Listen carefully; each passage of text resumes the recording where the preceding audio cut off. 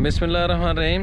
आज जी खादर नहर का विज़िट किया है हमने एक नई जगह पर, और यहाँ पर भी हम इंशाल्लाह नहर के दोनों साइड में कम से कम एक किलोमीटर जो है वो शीशम की शजरकारी कर रहे हैं। तो मेरे साथ ब्रदर सगीर अहमद हैं। सगीर अहमद भाई, क्या कहते हैं आप? अस्सलाम वालेकुम। एक तो इस जगह के बारे में बताएं, और दूसरा ये बताएं कि हम यहाँ पर अगर ये पौधे लगाएंगे तो कितनी लाइनों में लगा सकते हैं?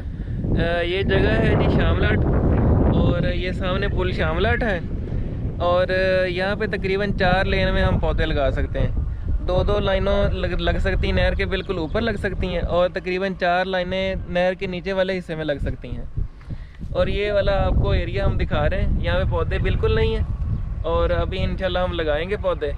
तो आप लोग हमारी मदद करें ताकि हमें पौधे लगाने में आसानी पैदा हो सके।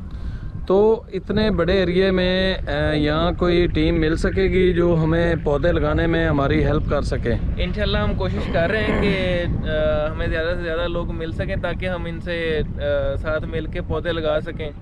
और कोई ना कोई बंदे हमारे साथ मिल जाएंगे, हम आपके साथ हैं, और हमारे पास कुछ मशीनें भी हैं जिनके साथ हम पौधों को लगा सकते हैं आसानी से। तो दोस्तों ये देखें, जिस तरीके से ये सारी नहर जो है वो तकरीबन खाली है,